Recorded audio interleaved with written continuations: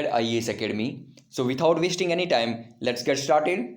Our question number 1, consider the following statement. First, prevention of cruelty to animal has been listed in concurrent list. Second, Wildlife Protection Act 1972 prohibit the hunting of endangered animal, but there is no provision of punishment in act who violate it. Third, Prevention of Cruelty to Animal Act 1960 is a legislation that exclusively deal with captive and domestic animal.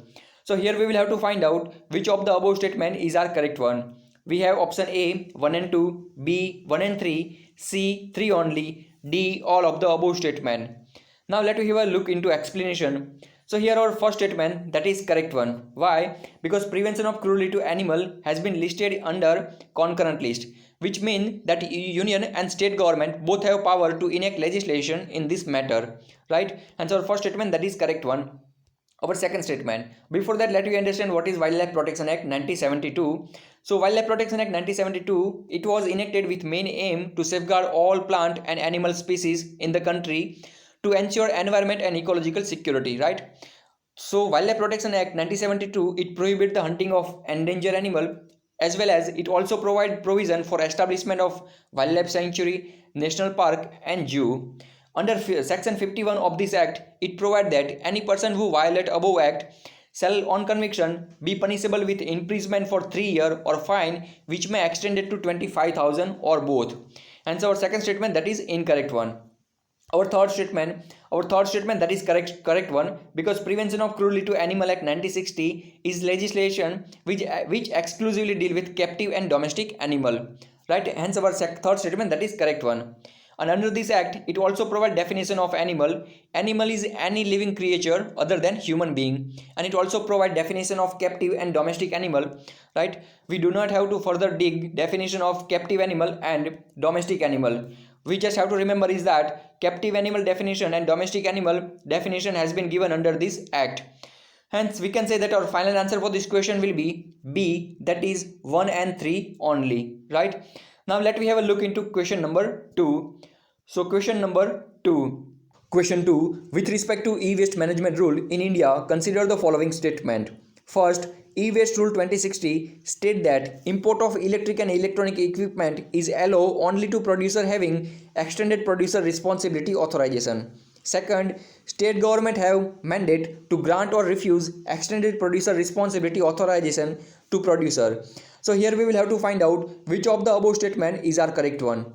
We have option A 1 only, B 2 only, C both 1 and 2, D neither 1 nor 2 is our correct one. Now why this question? So recently one article was published analyzing situation of Central Pollution Control Board in management of e-waste. So considering the tremendous growth of e-waste in India, Government of India enacted e-waste management rule 2060, and under this act it provides mechanism of extended producer responsibility. Now let me understand what is extended producer responsibility, right?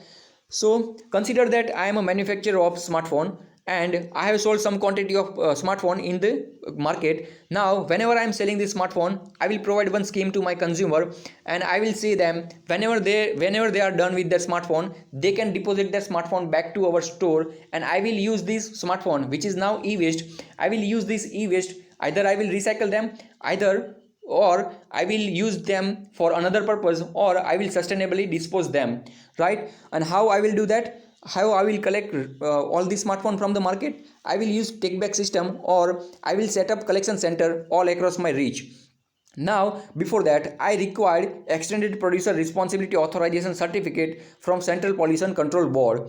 So why do I require this certification? Because under this act it provides that if I have to import electric and electronic equipment, I must require extended producer responsibility authorization certificate, right? Hence our final answer for this question will be, here we have final answer A, that is 1 only. Second statement, that is incorrect one, because it is not state government, it is Central Pollution Control Board, right? Now let me have a look into question number 3. So question 3, with respect to member of GST Council, consider the following statement. First, Secretary Revenue is ex officio secretary to GST Council. Second, Chairperson Central Board of Excise and Custom is permanent member of GST Council. Third, Union Finance Minister is Vice Chairperson of the Council. So here we will have to find out which of the above statement is our correct one. We have option A 1 and 2, B 1 only, C 1 and 3, D 2 only. Now let me have a look into explanation. So GST Council was established under Article 279A. If we discuss about the composition of GST Council, then Union Finance Minister act as a chairperson. Hence our third statement, that is incorrect one.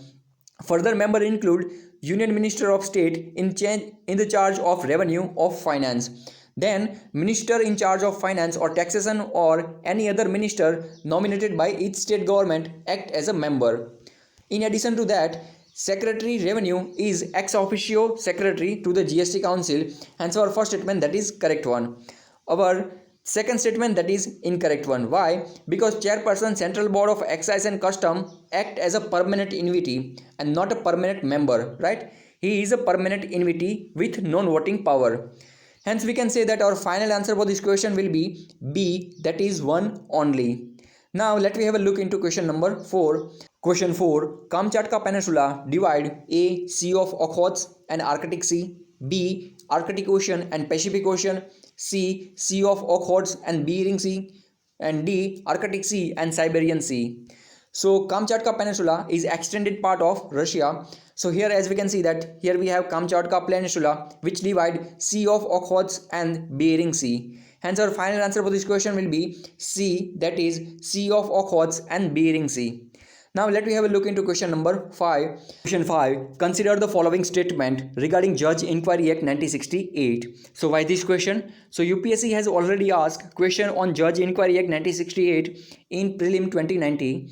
Now let me have a look into question statement. First, motion to impeach Judge of Supreme Court of India can be rejected by Speaker of Lok Sabha as per the Act.